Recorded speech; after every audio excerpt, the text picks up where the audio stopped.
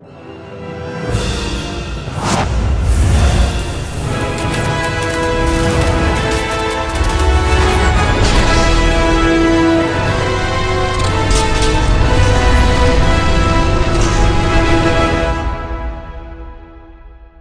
going on, everybody? Welcome back to another video. And in today's video, we're going to be talking about the brand new Marvel series that just wrapped up with 6 episodes, and that series is called Secret Invasions. Directed by Selim and starring people like Samuel L. Jackson, Ben Mendelsohn, Emilia Clarke, Don Cheadle, Kingsley Ben-Adir, Kobe Smulders, and many others. Secret Invasion is an adaptation of the very popular comic line titled Secret Invasions, telling the story of the invasion of the Skrulls. Hey everybody, and welcome to my review of the latest Marvel series. And before we get too far into this, if you can't already tell, I'm a little bit more subdued and I'm trying to be a little bit more quiet because the people that I live with are still sleeping.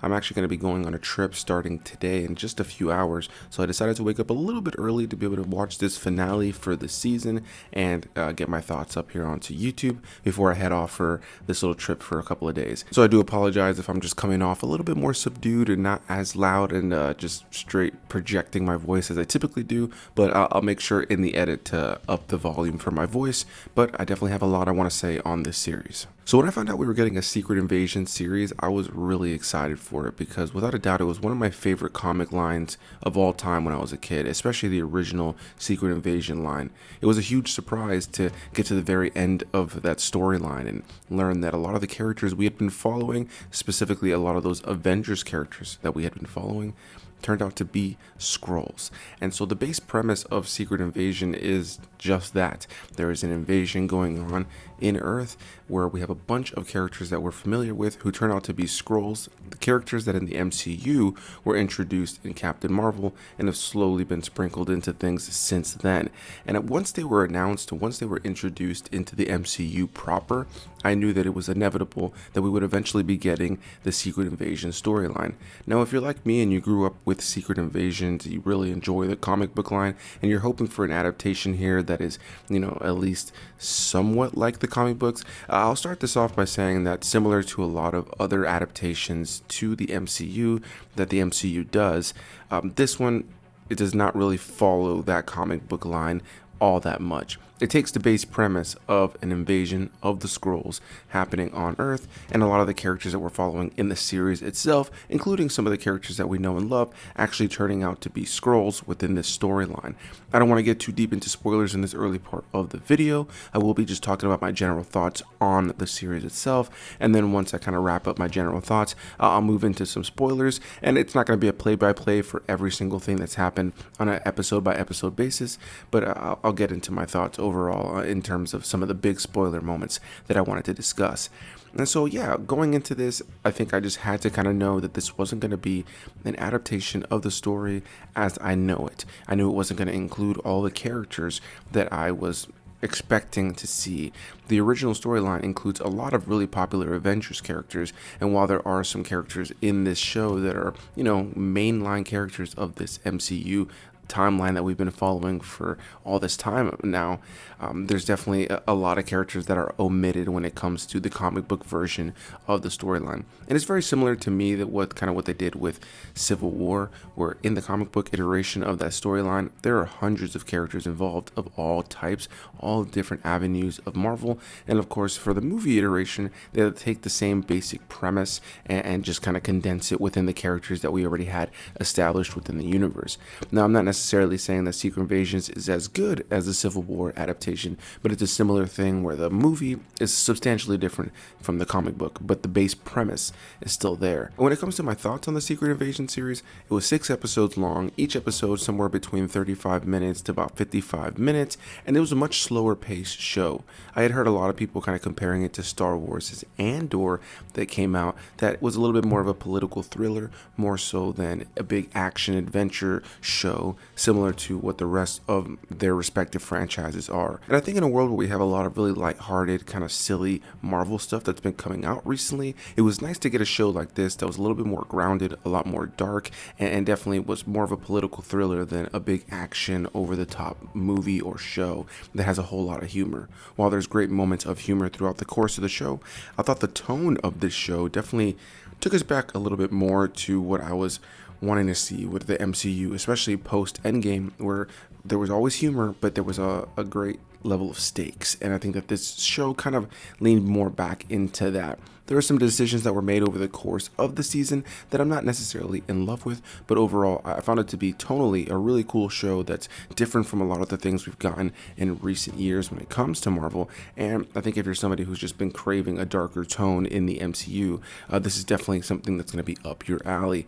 Now, I did mention this is more of a political thriller and it's a little bit slower, and that's definitely true. As a show, it's definitely something that's far more based in dialogue, more so than it is in action. And that's not to say that there aren't fantastic moments of action over the course of this season, but more so to say that this isn't a show that hones in on the action. This isn't a show that tells its stories through action, but more so through its dialogue and through kind of setting up various events throughout the course of the season. But I did really enjoy that dark tone. There are some really gory moments in this season as well. I mean, for MCU standards, I should say, we see somebody get like popped in the head throughout the course of the show, somebody get their throat slit, as well as having somebody get their finger cut off, all shown on camera, on Disney Plus, which is really nice to see. I'm glad that the MCU kind of had a bit of a darker approach with this overall story. And as for the story itself, obviously I've already said what the base premise of what Secret Invasions is all about, but this story itself hones in specifically on the character of Nick Fury, played, of course, by Samuel L. Jackson once again, who at the beginning of this season comes down from Saber, the space, kind of compound that he's been chilling in for many years now, and he comes to Earth to try to get involved in all this because, of course, he was the one who ended up promising the Skrulls back in Captain Marvel days that he was going to help them find a new home, which is what sparks the entire kind of event here. It sparks everything going on in this season. You have these Skrulls who feel like he abandoned them. They did tons of things for him between the 90s to now, and they just feel like he just left. He ended up going to the space station, hasn't been around, and kind of gave up on the dream for them in terms of helping finding them a home. So you have the main villain of this film, known as Gravik, who's played by Kingsley Ben-Adir, and he is the one who's kind of leading the charge against Nick Fury and the world because he wants to take over Earth itself so that the Skrulls can officially have their own planet. Along the way, he also kind of puts together a bit of a plan to try to make himself and the other Skrulls substantially stronger, and that's the base premise. I don't want to get too far into spoilers in case you haven't seen this season, and I really want to praise Kingsley Ben-Adir for his role as Gravik here, and just kudos to that actor 100%, because not only was he doing a fantastic job in this show, but at the same time of watching him over the course of weeks in this show, I also got to see him recently in Barbie, which he was in, as well as in the trailer for the upcoming Bob Marley film. So it seems like this guy's definitely having his moment right now. Definitely thought he was great in the show.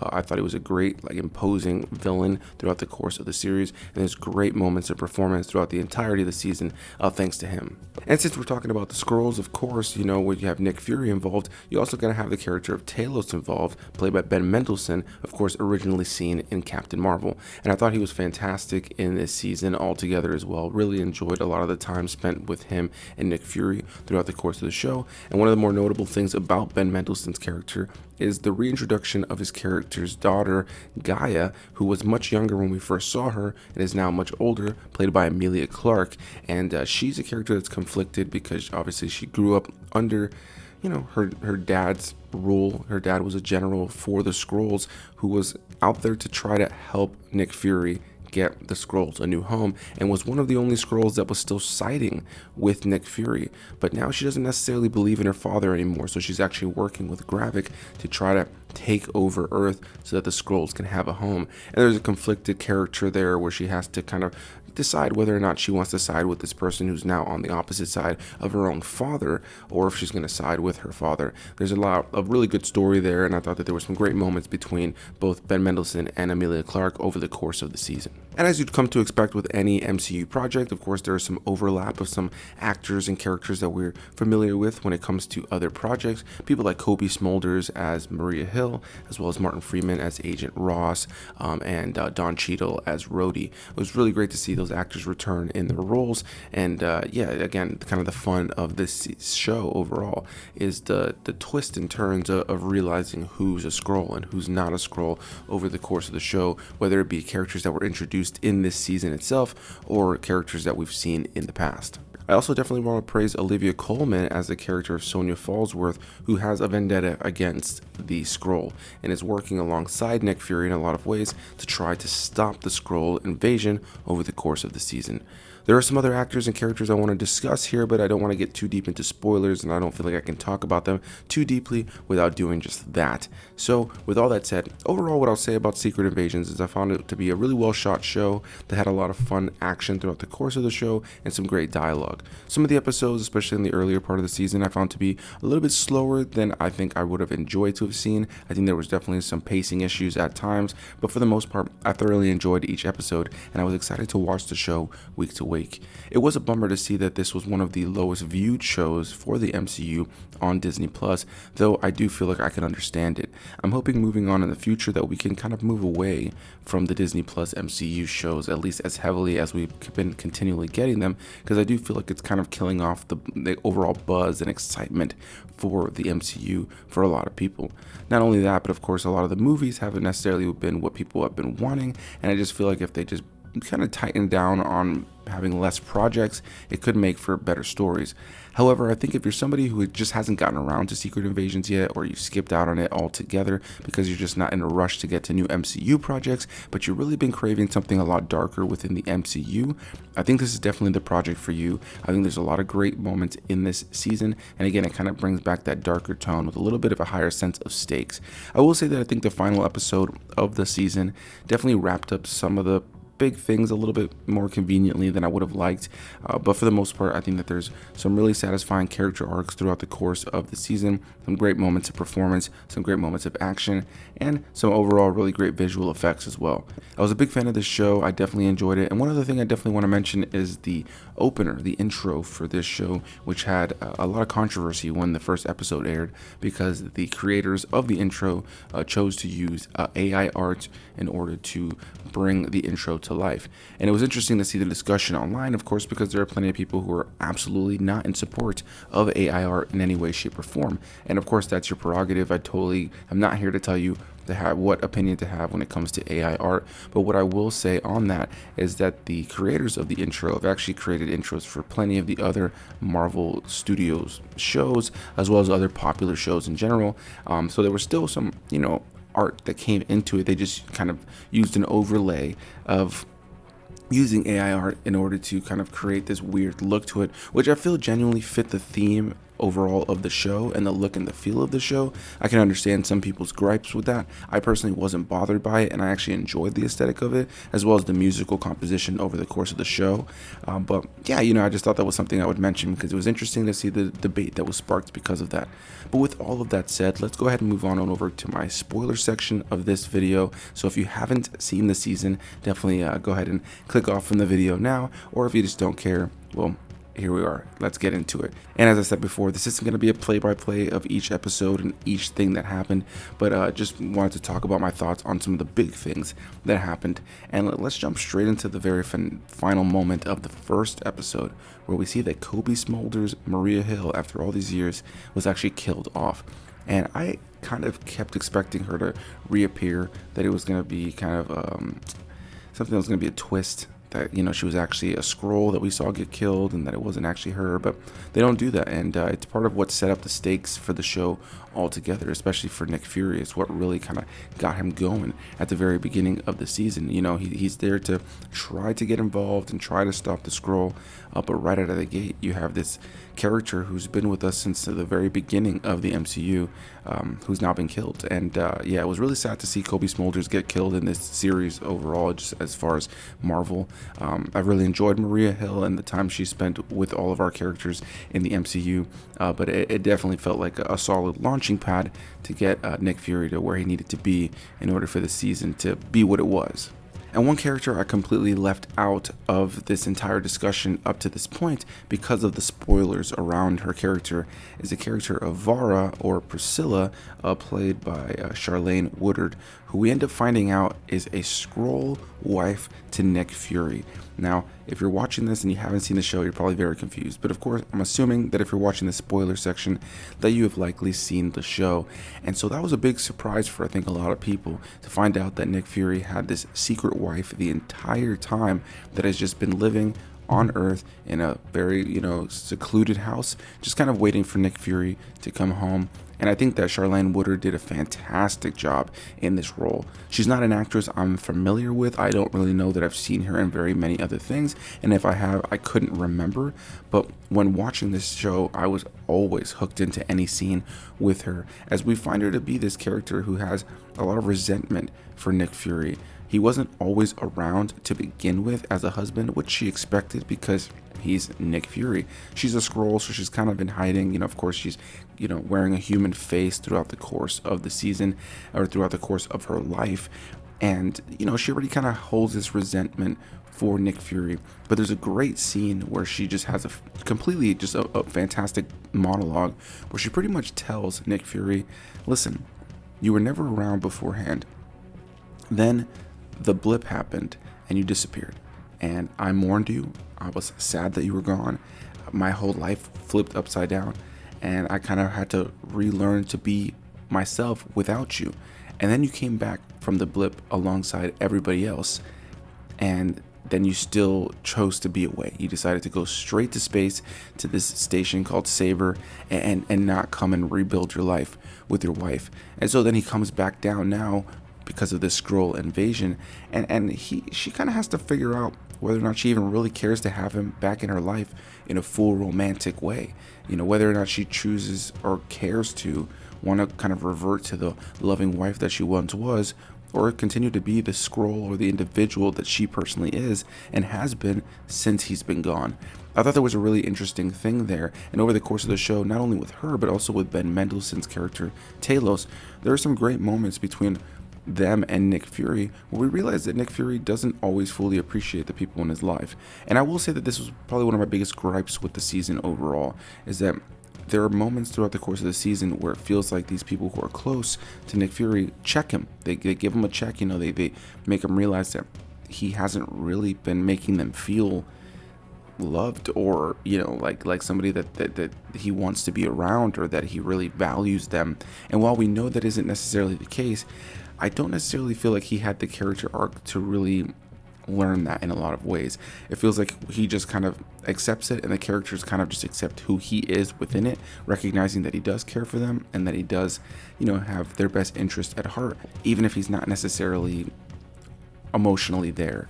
And while I do recognize that that's the character of Nick Fury in a lot of ways, I just felt like you kind of realize that Nick Fury is a bit of an asshole throughout the course of this season because of how those around him kind of feel about the way that he treats them in a lot of ways.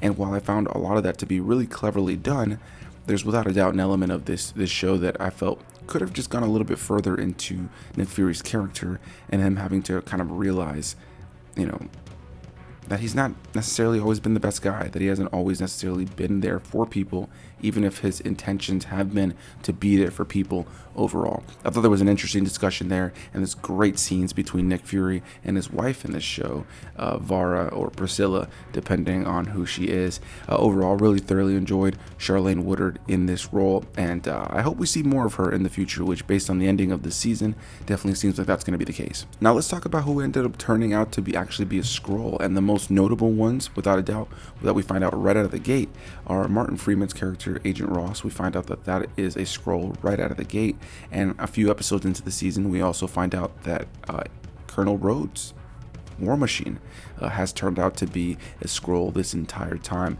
And according to what some of the producers were saying, apparently it's possible that he may have been a Skrull for longer than we know, including in some of the other projects that we've seen them in recent years. So we've actually saw Martin Freeman as Agent Ross not long ago in Black Panther Wakanda Forever. So it makes me wonder if perhaps he was a Skrull in that. And when it comes to Colonel Rhodes, definitely am curious how long War Machine has possibly been a Skrull. I knew right out of the gate, based on some of the early scenes with Rhodes, that they weren't a Skrull. I knew pretty early on, just because of the mannerisms and the way that he was speaking. to Nick Fury. There was just something about the character that seemed off, which of course I think was the point. And so pretty early on I was like, okay, Rhodes is going to definitely be a Skrull, and it turned out to be just that. I'm definitely curious in future projects to find out like how long these characters have been Skrulls and how long they've been held captive by the Skrulls, you know, essentially been incapacitated for probably a good chunk of time. Definitely curious to learn more about that as time goes on. Now, I mentioned that I thought the season wrapped up a little bit quicker in some areas, and I think the main area would have to be when it comes to the character of Gravik. I mentioned before in the non-spoiler section of this that he has intentions of not only building up his own strength, but the strength of the Skrulls, and that is for him to become a Super Skrull, which is one of the most iconic characters. There's been multiple Super Skrull characters over the course of comic books, but the original Super Skrull, of course, is the huge adversary of the Fantastic Four, who can take their abilities and overall has the ability to have other superheroes' abilities as a Skrull. He's a really cool character, and I've always thoroughly enjoyed any time Super Skrull is involved in anything. And so when Gravik was talking about the Super Skrull project and wanting to use this DNA that had all of the Avengers' DNA that was collected for the Battle of Earth, which was pretty insane, I was very curious to see how they were going to do that, how they were going to introduce the Super Skrull, and how that character was going to be involved in stories moving forward. And it wasn't until this very final episode that premiered today where we do see that he becomes a Super Skrull, along with the character of Gaia, played by Emilia Clarke, which ends up leading to a big CGI Super Skrull battle in a show that's pretty grounded and hasn't had a whole lot of over-the-top CGI. It was similar to what I think Marvel has done on a lot of levels. You know, they always have the big CGI battle in the final act of the final episode, and it was entertaining to watch for sure. But yeah, I thought that Gravik was taken out super easily. He was such a threat throughout the course of the show. He was beating people's ass throughout the entirety of the show. And while Gaia, I think, is a really cool character as well, played by Emilia Clarke, there was an element of feeling like her getting the Super Skrull powers alongside him, you know, kind of made it for a bit of a good, convenient wrap up. They end up getting into this big fight, and she ends up taking him out. And I just felt like it was kind of wrapped up a lot quicker than I would have expected it to be. There was definitely some elements of the final fight that just felt very convenient, and I think that's without a doubt one of my biggest gripes with this season overall, is feeling like you had this big villain with the character of Gravik, played beautifully, again by Kingsley Ben-Adir, but I just felt that they really didn't do much with that fight. It didn't really feel like there was much of a grand sense of stakes. It felt like the character of Gaia took him out fairly easy, and it felt like the fight was over pretty quickly. And then, of course, I got to pour one out for my boy Talos, played by Ben Mendelsohn, who, of course, passed away just a couple of episodes ago. He ends up getting killed, which was definitely a damn shame. You know, I really enjoyed that character, of course, all the way since Captain Marvel, who's, you know, reappeared in things like Spider-Man Far From Home. And I was hoping that his character was going to have a lot more to do, especially with where this season ends up ending. But his death for sure was something that sparked the fire within his daughter's character, of course, played by Emilia Clarke. So definitely curious to see what they do with her character moving forward, as she's technically the Super Skrull now. I didn't necessarily expect that, but I feel like that's definitely going to play some sort of big role moving forward. And we now see the world in the state where the President of the United States has pretty much called a war against the Skrulls, and now Nick Fury and his wife Vara have gone up to Saber together, and you have some humans trying to kill Skrulls. You also have Olivia Colman's character working alongside Emilia Clarke's character to now try to make the world habitable for Skrulls and keep the Skrulls hidden from the world that's trying to kill them. So it's really interesting to see where we have all of our characters now. It's really interesting to see just where the show is in and of itself. And overall, I really enjoyed the season. I thought it was a good show. I thought it was one of the better, more recent Marvel projects overall, especially on Disney Plus. Let's be honest, I think like Miss Marvel and She-Hulk, while I enjoyed them on different levels, they were just, you know, just very lower tier MCU projects altogether. So it's nice to see us kind of leaning into a much darker series with Secret Invasions. While there was elements I think could have been substantially better, I think for the most part it was a really enjoyable watch, and I look forward to checking out where this story kind of launches our characters in the future. So that's going to be my thoughts on Season 1 of Secret Invasion. Definitely can't wait to hear what you guys have to say about this show, so leave any and all comments down below, hit that like button, and subscribe for more videos. And again, I do apologize for the more subdued subdued review here in terms of my voice. I hope it didn't ruin it for you. I guess you can kind of look at it as a ASMR Anthony A. Perez video. Whatever the case may be, I definitely want to hear what you guys have to say down below, so definitely leave those comments. Again, hit that like button, subscribe for more videos, and I'll see you beautiful people in the next one. Bye-bye.